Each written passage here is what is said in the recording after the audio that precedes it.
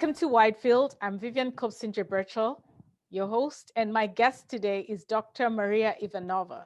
She is an international relations and environmental policy scholar, born and raised in Bulgaria and arrived in the United States in 1992.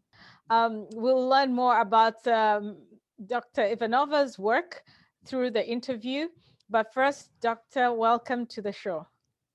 Thank you. Thank you very much for having me. It's an honor.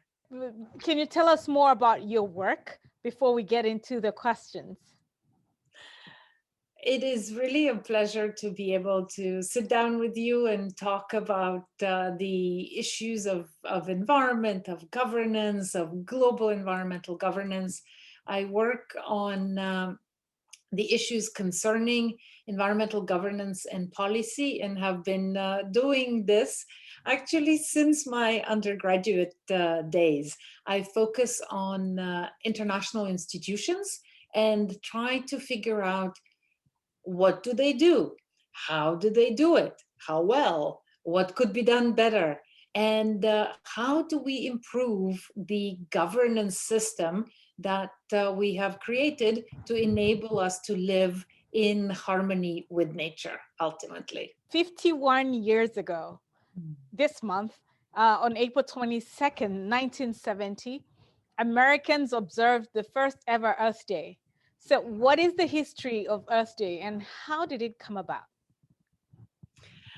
Earth Day is indeed that wonderful holiday, a wonderful day in April that marks the beginning of environmental governance, and not only in the United States, but also globally. And so I'll share a little bit about the history, but the main point that I take from Earth Day is the leadership of the United States. The leadership of the United States. And in 1969 is when this Earth Day came about as an idea, and it was a collaboration between government and citizens. It was the idea of Wisconsin Senator Gaylord Nelson and a handful of young activists and local volunteers organized the first Earth Day. On this day in April in 1970, 20 million Americans spilled in the streets of this country. That was 10% of the population. 10% of the population in the streets. And there were festivities, but also there was this call for action on the environment. And people had become sensitized to this also as a result of a book that was written a few years earlier in 1962 by Rachel Carson, Silent Spring. Why Were the Birds Not Singing? Which brought attention to the persistent organic pollutants as DDT that was in the soil that we were using very widely, and that led to a thinning of the shells of the eggs and not hatching for many birds.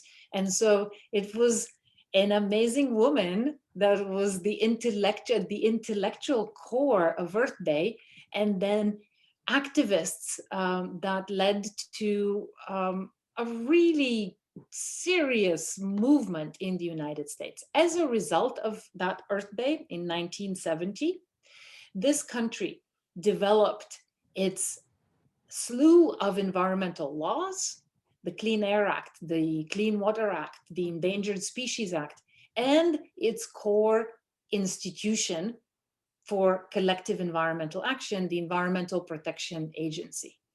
And so the United States created its governance system for the environment as a result of that citizen engagement, that citizen pressure. And because the United States had become sensitized to these issues, and the administration at the time, and mind you, this was Nixon, this was Richard Nixon's presidency. But the United States was a progressive country that also realized internationally, we have to do something about these issues. And for that, we need international collaboration and international institutions. And so the United States became the leader internationally on creating a set of environmental institutions. And I am now the scholar of these institutions. The first UN Conference on the Human Environment was held in June of 1972, very much the result of this Earth Day spilling internationally. And as a result of that conference, the first international environmental institution within the UN Environment Program, was created. And so it will turn 50 in it was created in 1972, so it will turn 50 next year in 2022. Wow, that is all amazing information. So my next question is kind of twofold. What was the impact of the 19th century industrialization what was the impact to our climate? Because we saw a rise in urbanization, a rise in the machine age, and the impact of so, we have issues like the Dust Bowl that happened at some point in the United States. In your experience, what was the impact of industrialization on our climate? And two, we have talked about the different challenges to the environment that gave rise to Earth Day. What are some of those challenges to our environment today that we need to pay attention to? And are there any that are specific to Massachusetts? So I know it's a mouthful of a question, but there you go. So industrialization has brought significant progress, right? Civilization has developed, and very, very significant challenges. Many as the result of that internal combustion engine, and the result of our wide use of fossil fuels, but also the very wide use of chemicals. And we will be learning more and more about this. Various articles now are coming out about everyday chemicals that we are using, that we were not aware of their impact on our health. I started by saying about the origin of Earth Day, and that it actually originated in 1962 in the thinking of behind the Silent Spring and Rachel Carson's work on chemicals, on DDT. And if we think how wide used DDT was at the time, and then how many countries in the world used it on their crops to protect them from pests. And then we figured the health impacts much later. Very similar issues are happening today with everyday chemicals that we take for granted. But that will show that they have significant impact on human health.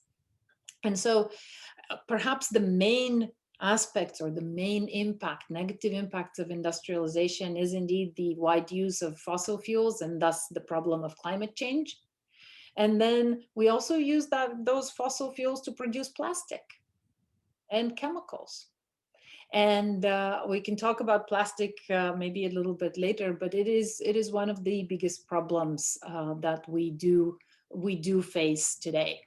In terms of what are the problems in Massachusetts, right? This has been an industrial state, and yet it is now a very progressive state. It is one that realizes that environment is the foundation upon which we build our economy, but also that we need collaboration to make this happen. And so Massachusetts does have some legacy issues from industrialization, but as all states, as all countries indeed in the world, we see the impacts of climate change. We live through the impacts. And also our government, our people see that these impacts are not the same on all communities. And so environmental justice is a significant issue that has come to the fore now, that communities of color and poor communities are suffering disproportionately because of environmental pollution.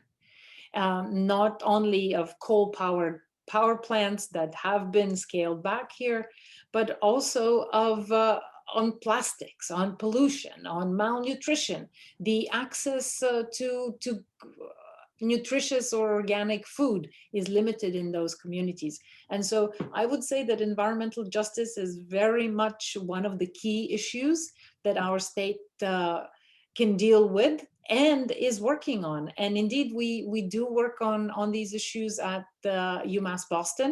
We have the Sustainable Solutions Lab that really reaches out to various communities of color, to the communities in East Boston, and trying to understand how climate change impacts these communities disproportionately. And as New England's most diverse university, at UMass Boston, we see these issues firsthand. Wow, that is enlightening. Thank you. Thank you for doing what you're doing, and I'm really honored to be part of this initiative. No, it's a pleasure. Thanks again for being my guest, and I look forward to hosting you again in the near future. With pleasure. All right, to our viewers, thank you for watching. Till next time.